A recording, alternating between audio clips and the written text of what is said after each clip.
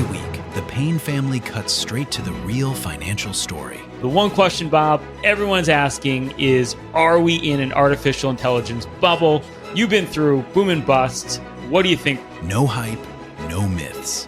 Just what actually matters to your money.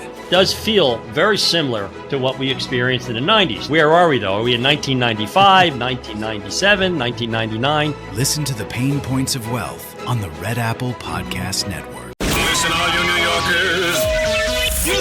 Taxi! Okay, man, we're looking around. This is the 77 WABC minicast.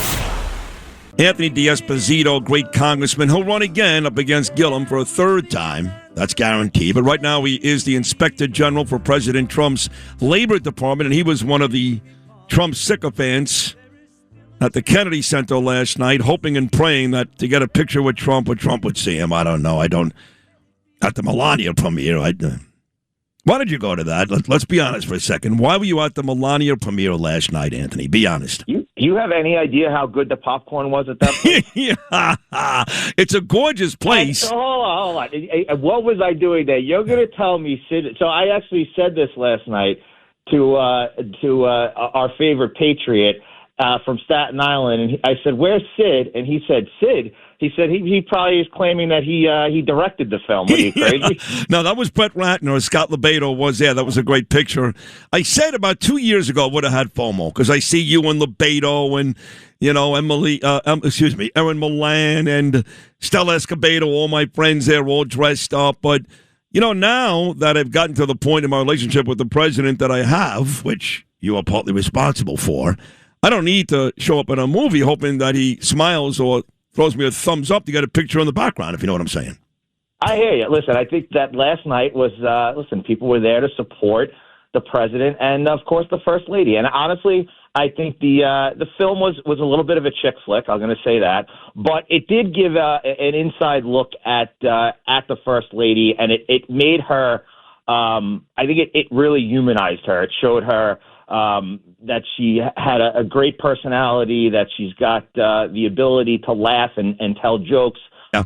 And I think it really showed, how difficult it is to be, as we know, in the public eye and always being criticized. And it also talked about her, growing up, and she lost her mom, not that long ago, which was a big loss in her life, and talked about her faith and growing up and becoming a model and basically leaving, her family to go, pursue a career. So I think that there's a lot that probably people don't talk about, especially, when you're the partner of someone like President Trump, who, he takes the room. But I think it was a good opportunity. Quite frankly, I think it's an opportunity for, speaking politically, for independent and moderate women to really get a look into Melania Trump and what she believes in, and the fact that they probably agree with a lot of the things that she's fighting for. Well said. No, I'm going to see it this weekend. She's going to be on this show next week. I didn't get her before like Jesse Waters did. He was actually funny with her when he asked her about President Trump's YMCA dance, and she said, sometimes it's a little inappropriate.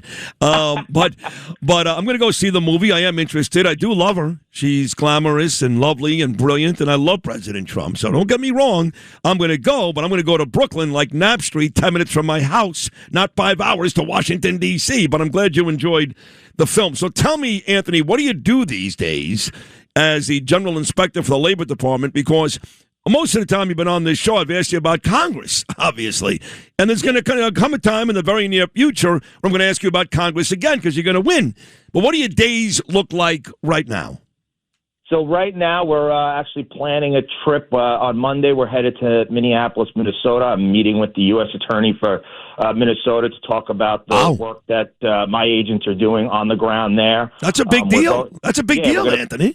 We're putting together a task force that's going to go into Minnesota, Chicago, California, to start really unraveling the unemployment insurance fraud that really is like the catalyst of a lot of this fraud that we've seen unfold in a lot of these cities. And I think the message that we're going to deliver is not that, we're not looking for whether it's a blue state or a red state. We're looking for individuals who have taken advantage of these programs and, quite frankly, taken them away. I mean, take a place like Minnesota, where I'm sure when we, exit wherever we are and walk into the U.S. Attorney's office, you're going to come across, dozens of people that are homeless in, -7-degree weather. And quite frankly, it's people like that. It's people with special needs. It's our seniors. It's our children. It's those that are sick in places throughout this country that are having these resources taken away from them because of the scammers and the fraudsters that have taken advantage. And unfortunately, we've seen in many of these states like Minnesota, like,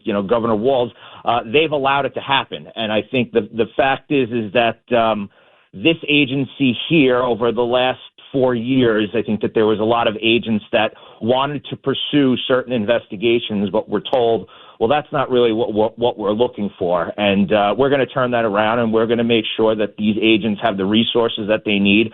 We're going to try to bulk up the amount of agents that we have. We're giving a good look at all of our offices throughout the country to start moving personnel into places that we need them so that we can conduct these investigations, whether it's the unemployment insurance fraud that leads to, so much fraud in our communities, whether it's the child and human trafficking and labor.